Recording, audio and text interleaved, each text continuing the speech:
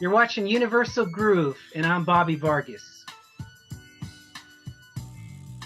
I grew up in Hawaiian Gardens, California, which is in LA County.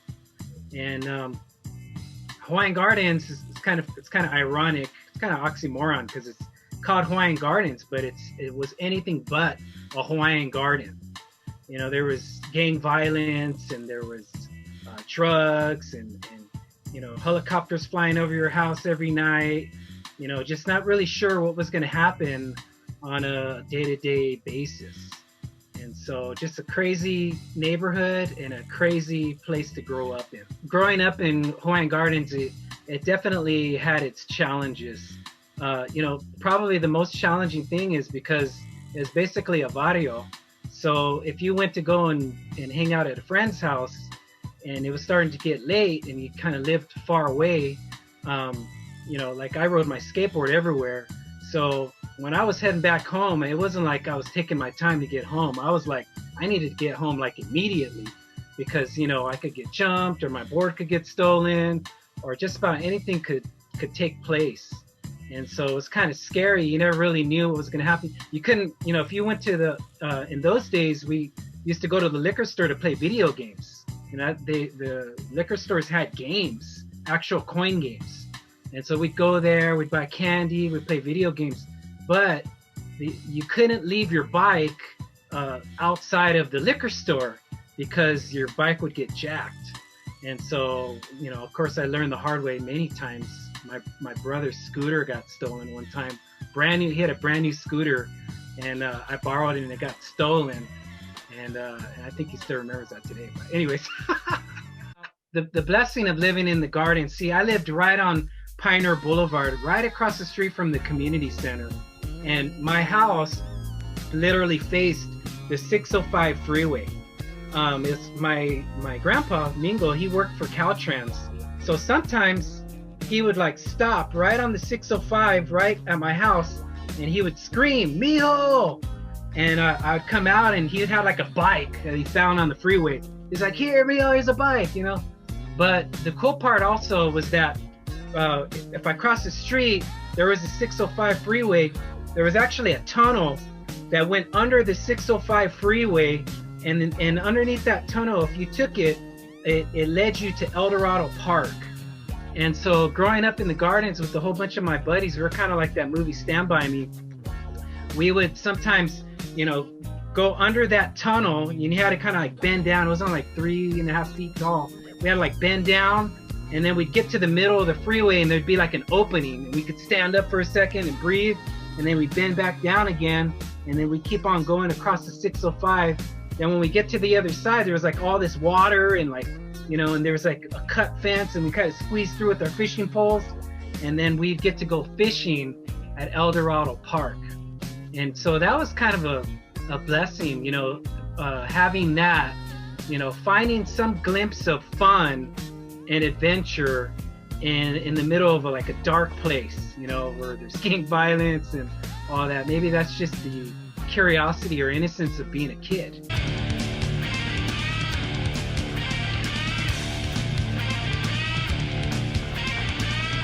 One of the things that kind of helped me break away from that was skateboarding.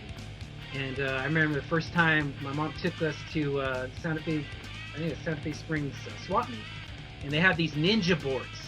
In the 80s, you know, there was a time where it was all about ninjas and like Bruce Lee and Kung Fu and all these martial arts. So she bought us, me and my brother, these like martial art boards. They had like a guy doing like a karate kick on it. And so we brought that home and we started riding it and everything. And we realized right away that they were like cheapy boards. The wheels started deteriorating, you know, if you went too fast. And the wheels were like butterfly. It was like yellow and red wheels, you know, they like painted half of it yellow, half of it red. And then when you like rode on it, it had like a crazy design as it went. But you couldn't really do anything on them because if you added water, the board would like melt, or if you went too fast, the wheels would deteriorate. They were like cheapy, man. And so, but I remember the very first time one of my buddies showed up, and he had like a vision board, you know, and it wasn't like a ninja board, man. It was like a professional skateboard, man. It had great wheels, strong trucks, and I remember at that moment I was like, man, I want to do that. I want a good skateboard because I really want to start skating. Yeah, yeah, yeah, yeah, yeah. My mom bought me my very first professional skateboard, and it was a Steve Caballero. It was red, and it had a big dragon on it. And this was really a game changer. You know, skateboarding was kind of fresh to us. You know, they had it in the 70s, but in the 80s it started really building momentum. But the only thing is that the pro boards were really expensive. And so I remember my mom having to buy it even in parts. So she bought me like the board, the grip tape, and like the trucks, you know, and then I had to wait like a week or two, and then she got me like the fancy, you know, wheels and bearings, and then back then we had like these rails on the side. And so I remember just anticipating like, man, I'm gonna put this thing together. And once I had it all put together, that's all I wanted to do was skate, man. And everyone was building ramps, and we were looking for ditches to ride in, and jumping off of stuff, and jumping off curbs and stairs, and it went gangbusters, man. It was fun. We had a lot of fun. Well, my dad growing up, man, he was like the smooth cat. You know, he was like the original Fonzie. And you know, he was a good-looking guy. You know, he had charm. He always knew what to say at the right time. And you know, I know tons of girls liked my dad when he was growing up. I mean, obviously, he somehow swept my mom off her feet. You know, my mom was beautiful, and so somehow my dad was able to talk his way into that relationship. And so, but he had a smoothness about him, man. And if you got to know him, he was really laid back. It didn't seem like anything kind of fazed him. He was quick with his words. You know, you throw something at him and he'd throw it right back at you as quick as you threw it at him. And he was also like a comedian, so he'd make you laugh all the time. And I love him for that. I love my dad for that. My mom is Tex-Mex. You know, her family is mainly from Texas.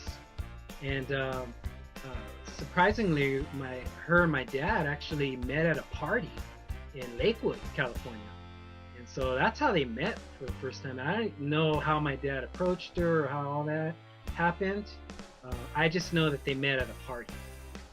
And so it was at that moment that they, you know, decided that they were going to make something of the relationship. And so, but, you know, interestingly enough, like my mom, she already had a daughter, and my dad, he already had 2 daughters. And so then they got together and, you know, formed a family and had my brother and I. So we were kind of like the original Brady Bunch family. And so we were all kind of jammed together and living under one house. But we never looked at each other as different or half sister or half brother or half anything. In those days, your family was your family. And, you know, as long as you were in the same house and you grew up together, that was your family. And so we made the best out of this situation, and we all grew up together. Music played a big role growing up in our family. Every gathering, every party, every reunion, you know, there were vinyl records everywhere. There was Peaches and Herb, there was War, you know, and so they had like the big setup, you know, it's like a piece of furniture, and it had like, you know, you could play vinyl records on it, had the little adapter, you could put it in the middle, play 45s. Then it had the little 8-track deal, you could put 8-track tapes in there. It was like AM, FM radio. And then on the front cover of it, it had like these crazy disco lights to play like Donna Summer. And so that was like your party, man. It was like, turn that thing on, crank it. And so music, man, and dancing was popping off, you know, aunts and uncles, and of course a lot of drinking and partying growing up. And so that was kind of our introduction, I think, to music, you know, and celebration as a kid.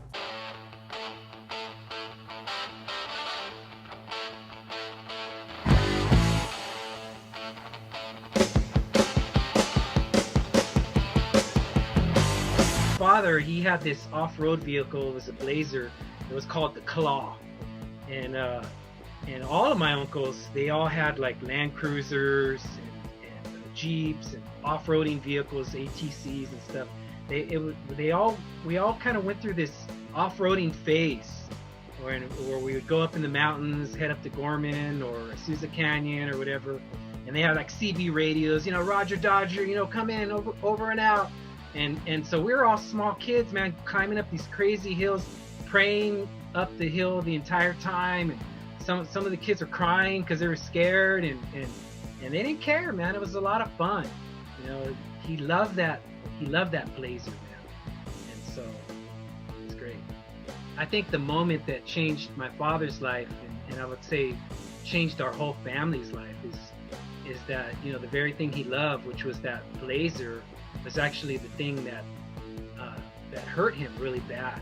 My dad got in a horrible car accident with that Blazer, and not a car accident that you would think, when we say car accident, we think, another car flipping over or hitting.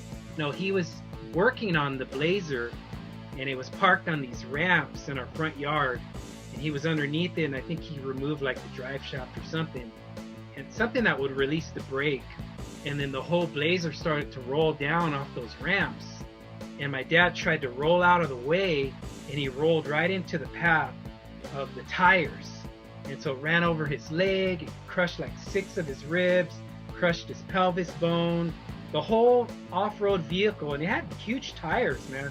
The whole vehicle was literally on top of my dad, and so my brother and I, we were at the corner at the liquor store playing video games and eating candy, and when we were walking home, we saw fire engines going by, ambulances, police cars. We were thinking, oh, well, we live in Hawaiian Gardens, it's kind of normal, But as we got closer to our house, we realized that they were actually going to our house. And so you can imagine when us small kids walked up to the house, we walked into like a freak show. Our dad was being taken away on a stretcher, and we didn't know what was happening. Everybody was crying. My mom was hysterical. I mean, it was crazy, man. It changed everything. At that moment, life changed for us as a family.